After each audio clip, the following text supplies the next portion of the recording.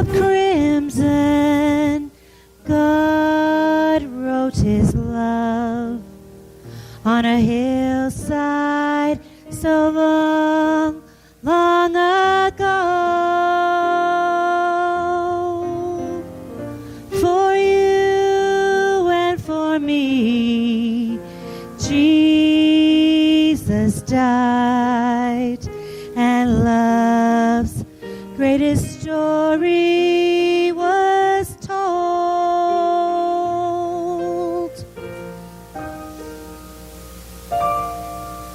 I love you, I love you.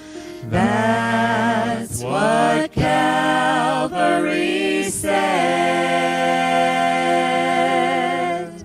I love you, I love you.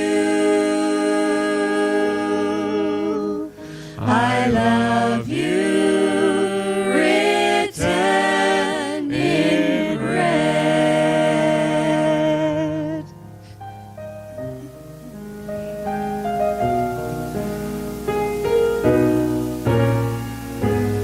Down through the ages, God wrote his love with the same hands that suffered and bled,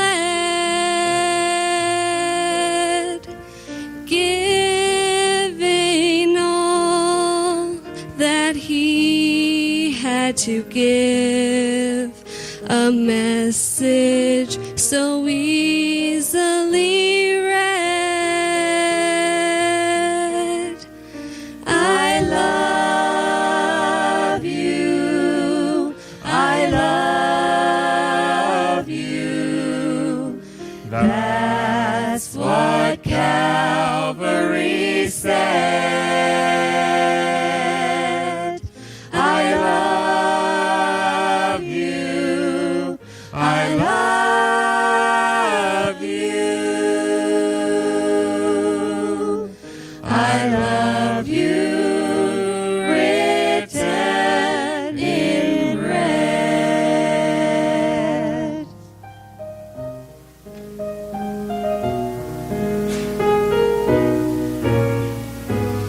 Now he is waiting, longing for you, with the same look that Peter saw. Eyes filled with pain, yet mercy shone through. The message said, love is my law. I love you, I love you. That's what Calvary said. I love you, I love you.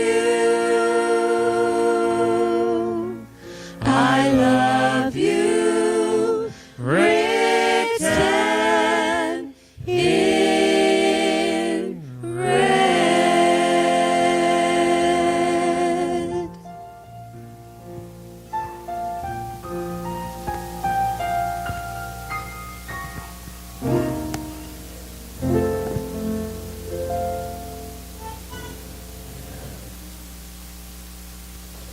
Told you it would go fine.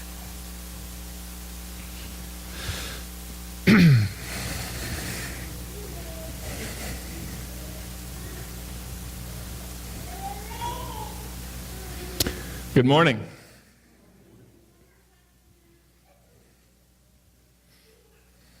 As you've gotten to know me, you've probably figured out that I much prefer sharing good news than bad news. But you know what? Sometimes the news isn't good, right? And today's is a mixture of really good news and really bad news. One of the most common things that you've said to people and that people have said to you is, everything's going to be okay. Everything's going to be all right. Why do we do that? Because you know what? Sometimes it isn't all right. I know why we do it. Because we want everything to be okay.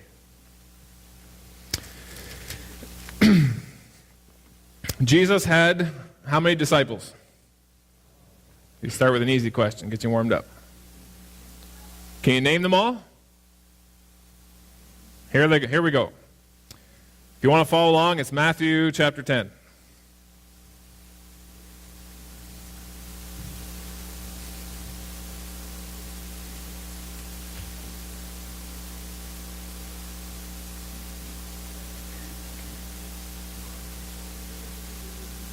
We're going to be focusing on Judas this morning, and that's why the news isn't all good.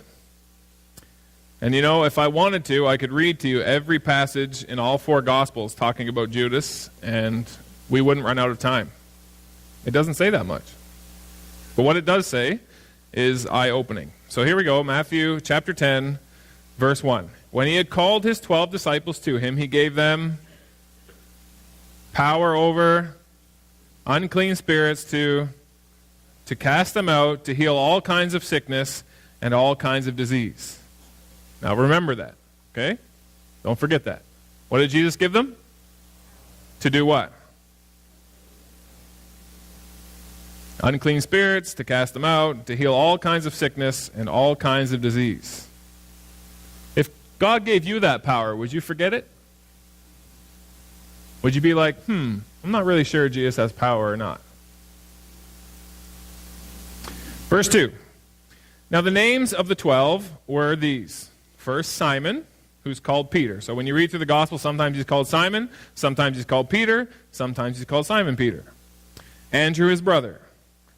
James, the son of Zebedee, and John, his brother. You'll notice that as we go through, they're all in pairs. Simon worked with Andrew, James worked with John, Philip worked with Bartholomew in verse 3, Thomas with Matthew, James, the son of Alphaeus, and Lebbaeus, whose surname was Thaddeus, and then Simon the Canaanite, and Judas Iscariot. So 12 disciples, 6 pairs. He sent them out 2 by 2. And what power did they have? Judas is one of those who was sent out 2 by 2 with the ability to cleanse people of unclean spirits and to heal all manner of sickness. Judas. Who do you work with? Simon the... You know, God has a sense of humor, and God also has purpose in everything he does. Simon the Canaanite. Do Jews like Canaanites? No. And Judas is a Pharisee. They really don't like Canaanites. Why did he put them together? Why did he put them together? It's hard to hate someone when you get to know them, isn't it? Usually. Right? So he puts Judas with Simon the Canaanite, and he sends them out together to work for him, and gives them the ability to heal diseases, etc. That's our first introduction to Judas. Now, if you skip over to the Gospel of John, who talks the most about Judas by far,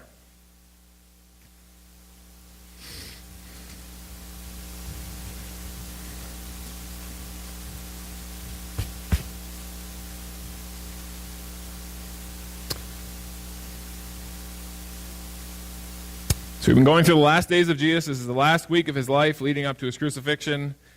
And John 12, verse 1 says, Then 6 days before the Passover, Jesus came to Bethany. So I hear pages turning. I'll let you get there. John chapter 12, verse 1.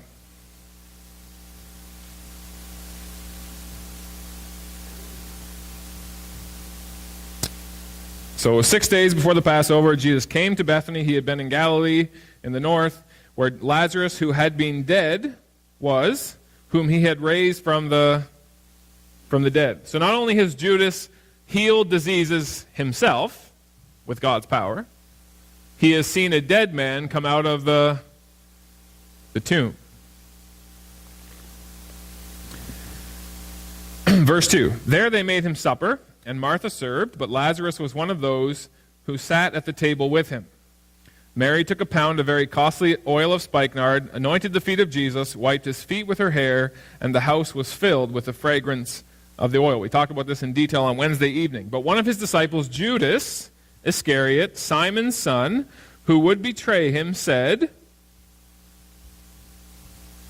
what did he say? Why the waste? This is so wasteful. Verse 6, we get some inside information. This he said, not that he cared for the poor, but because he was a thief and he had the money box and he used to take what was put in it. So he was a treasurer, he had 2 sets of books, and he helped himself to the money. Now, I want you to stop. We're going to stop right here, and I want you to look at Jesus' response. Okay? But Jesus said, leave her alone. She has kept this for the day of my burial. The poor you will always have with you. I think it's Luke or Matthew who says, you can help the poor whenever you want. But me you will not always have. That's his response. What could have been his response? You two-faced, lying hypocrite. Who do you think you are? She's making a great sacrifice for me. She understands my mission. She's doing everything she knows what to do right. And you're criticizing her, and you're a thief. He could have. He didn't. Why? Why, Catherine?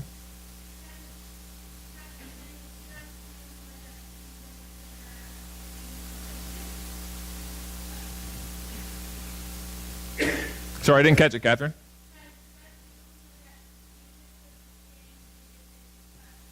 Absolutely. Jesus' goal was not to shame Judas. It was to win Judas. And so he rebukes him in the most gentle way possible. Judas, if you really want to help the poor, they're out there. But this isn't the time for that.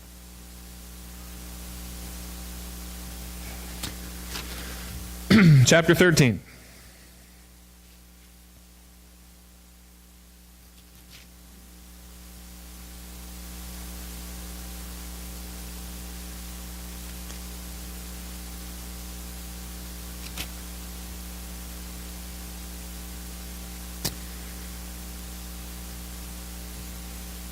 We'll start in verse 1.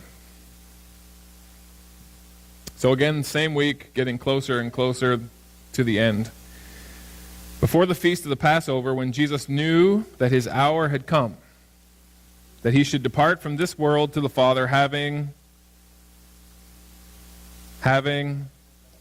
loved his own who were in the world, he loved them to the end.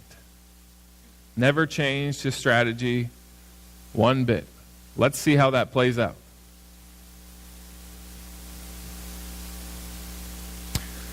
You know, I was still in high school.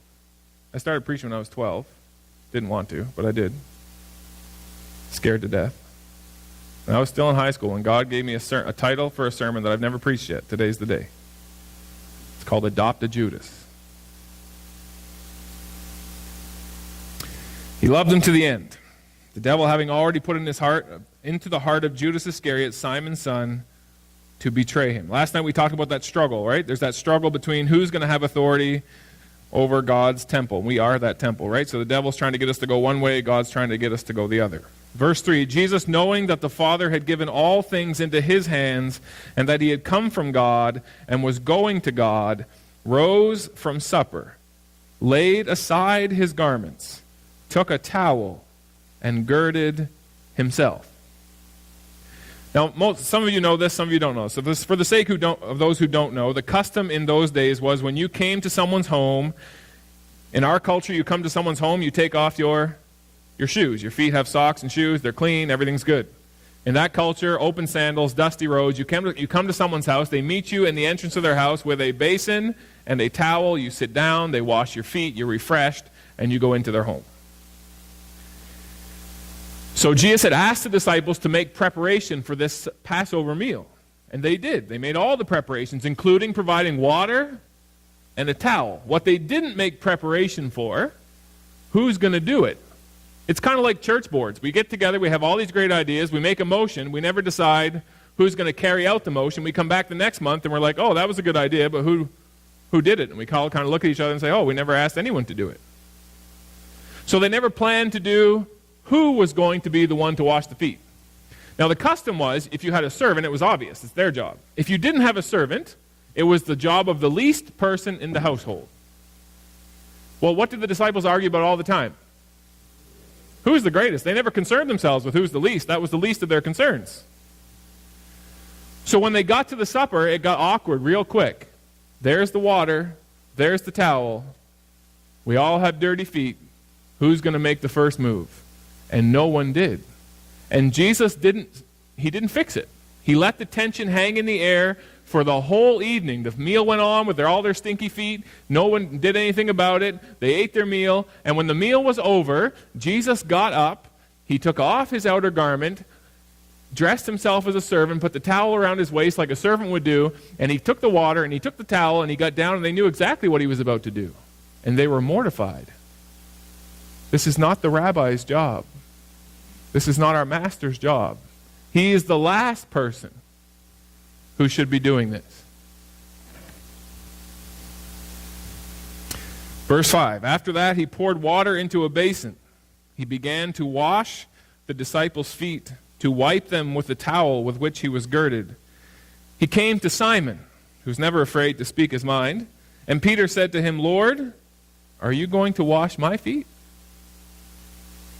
Peter here is trying to be humble. Jesus answered and said to him, what I am doing now you do not understand, but you will know after this. Peter said to him, you will never wash my feet. And if I've learned anything as a Christian, never tell God what you will never do, unless you want to do that.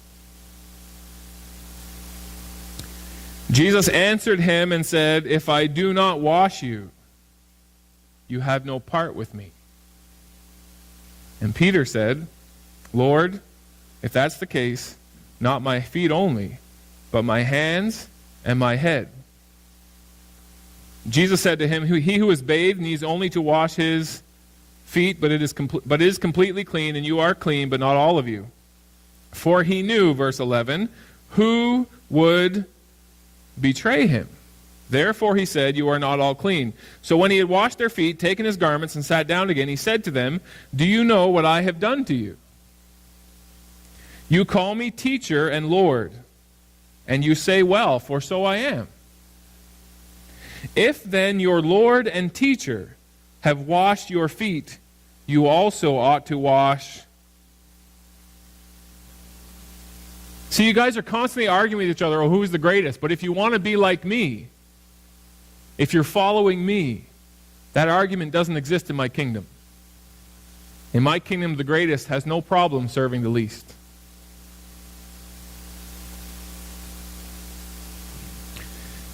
Verse 17, if you know these things, blessed are you if you... Doesn't do any good to know if you don't do. Verse 18, I do not speak concerning all of you. I know whom I have chosen, but that the scripture may be fulfilled, he who eats bread with me has lifted up his heel against me.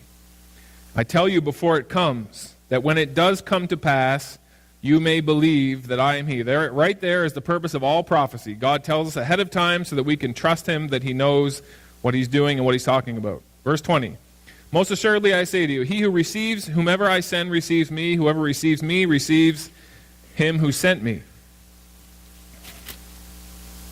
When Jesus had said these things, he was troubled in spirit And he testified and said, "Most assuredly, I say to you, one of you will betray me."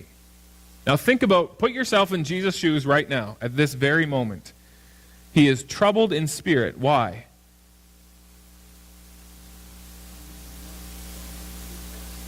One of them is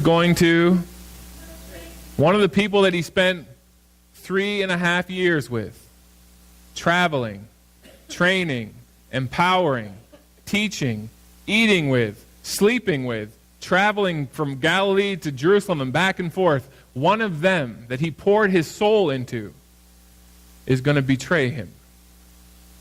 Now, what we didn't read, although we read it and didn't notice, how many feet did Jesus wash? 24 feet, right? 2 of those belong to Judas. The feet that had already walked to the priest and started to cut a deal. The feet that were going to carry him from that supper to complete the deal. He knelt and he washed them. Why? Why?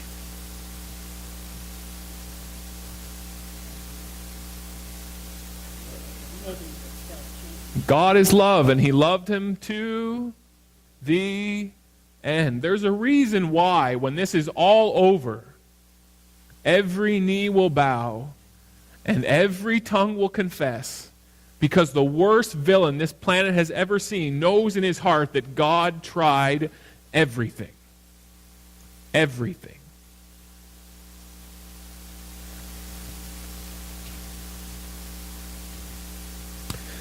The disciples looked at one another, perplexed about whom he spoke. I'm getting to the point where it's almost sad funny how people worry so much about who's the president and who's the prime minister and who's this and who's that. You know what the Bible says? The villain could be right beside you, and you wouldn't know it. The person who's going to slit your throat, you could have walked with them, talked with them, prayed with them, cast out demons and sickness with them, and you didn't know it. Luke tells us they all said, "Is it I, Lord? Is it I?" They had no idea who it was. Our job as Christians is not to figure out who the villains are. It's not. Our job as Christians is to follow our Master wherever it leads.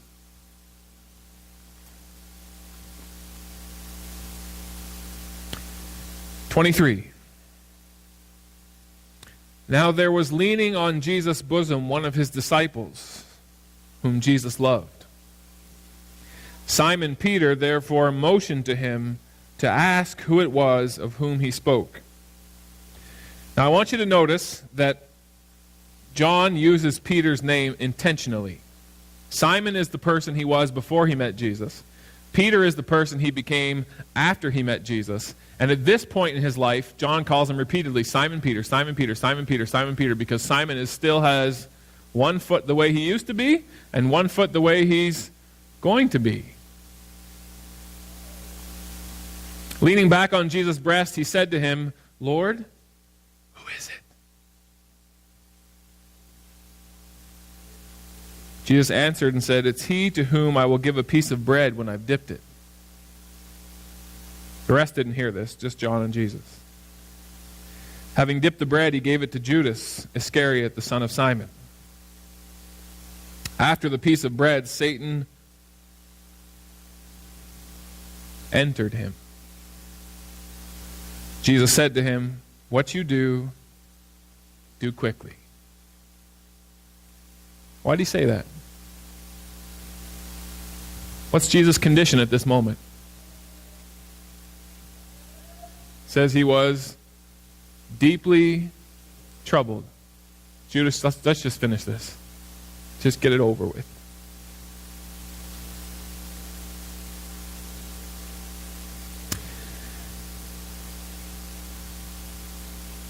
No one at the table knew for what reason he said this to him.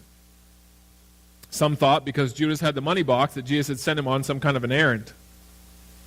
Verse 30, having received the piece of bread, he then went out immediately, and it was night.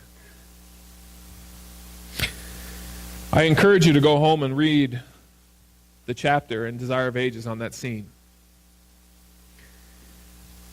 She says that when Jesus knelt to wash his feet, he was greatly moved. He almost changed his mind. But there was a bigger struggle going on. Judas didn't follow Jesus for that kind of a kingdom. Judas followed Peter to get to the top of a human kingdom, where people lord over people, where some have power and some are oppressed. And when Judas figured out this is not the kingdom that Jesus is going to set up, I'm out. I'm out. And it goes on to say that even though his heart was moved by what Jesus did, it immediately changed to anger. Look at this weak, pathetic man washing my feet. That's not what leaders do. He should stand up and be a man. But people who stand up and be a man in a human context, the world has had lots of those, and look where we are. Love is the only power that will ever do anything to change anything in any positive, productive, long-lasting way. And that love came so close to changing Judas, but he decided, nope, I want the money box. I want the temple to kept the way it is. I want the religion to stay the way it is. I just want a position at the top so I can be the oppressor instead of the oppressed. You say, well, what does that have to do with me? I want you to seriously think about this week. Why am I following Jesus? Why? Why? Is it for me? Is it for some Club Med in the sky? Is it some kind of long-term insurance policy? Why? Jesus didn't come to save us as we are. He came to show us there's a whole different kind of kingdom. Completely the opposite to everything we've ever known. And he said to all of us, come and follow me. Do what I do. Kneel down and serve the people who are about to slit your throat. Maybe they'll change. Maybe they won't. Do it anyway. Adopt a Judas and love them to the end.